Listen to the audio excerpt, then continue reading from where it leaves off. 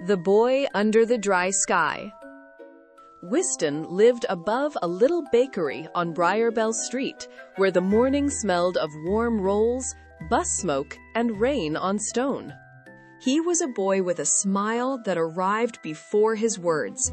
Not a noisy grin, but a small, bright curve that made people feel he had saved them a place beside him. His mother, Rowena, said his smile was like opening a curtain, though she also reminded him that curtains could not fix every dark room. One Monday, as Wystan carried a paper bag of buns to school, rain began falling from a sky that had no clouds at all. It did not fall everywhere. It fell in tidy little showers over certain heads, over a man staring at his shoes, over a woman gripping a cold coffee, and over old Ayufi at the flower stall, whose violets trembled under a cloud no wider than a hat. Wystan looked down at his own dry sleeves and saw that not a single drop had touched him. At first, he thought the city had made a mistake, the way buses sometimes stopped at the wrong corner.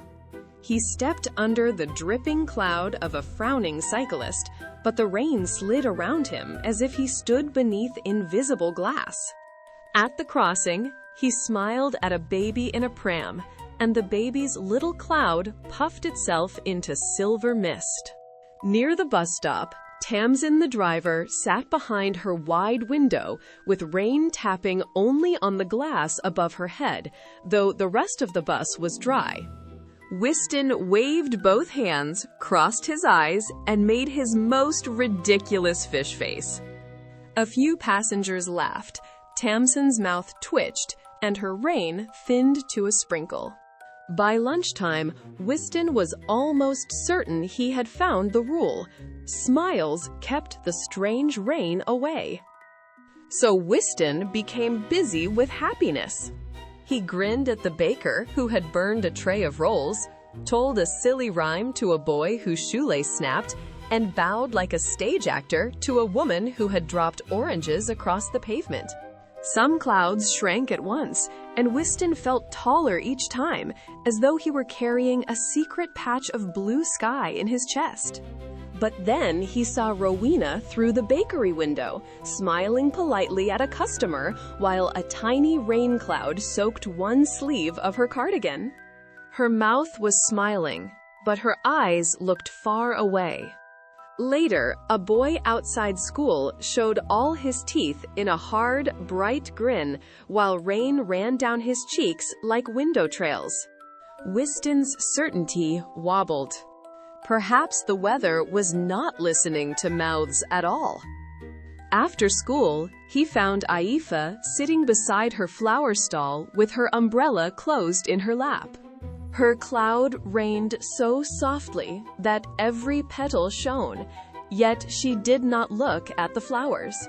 Wystan began to raise his eyebrows and make another fish face, but something in Aifa's tired hands stopped him. Instead, he asked, "Is there something heavy today?" Aifa blinked, surprised, and told him that the wind had knocked over her best pots before dawn, and she had been too weary to stand them up again. Wystan set down his school bag, lifted the pots one by one, and listened while she spoke about mornings that felt longer than they should. When Ivy finally smiled, it was small and slow and real. Her rain became a glittering mist that watered the violets and left her shoulders dry. The next morning, Wystan tried to be wiser, but being wiser was harder than being funny. At the bus stop, Tamsin's cloud had grown dark and low, and drops drummed on the brim of her cap. "Smile, Tamsin!" Wystan called, too quickly. "It works if you smile." Tamsin looked at him through the bus window, and for the first time, her face did not soften at all. The rain over her head grew heavier, and one cold drop landed on Wystan's nose. He touched it in astonishment. He had been smiling, but the smile felt tight, like a ribbon tied around a box with nothing inside. The dry sky over him had not vanished because he was sad. It had opened because he had stopped noticing. Wystan climbed onto the bus and sat in the front seat without making another joke.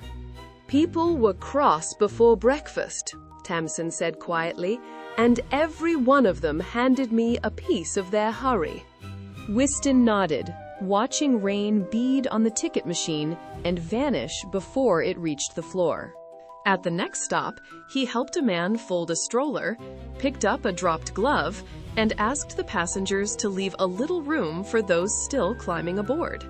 Rowena, who had come to meet him, bought Tamsin a paper cup of tea from the bakery window.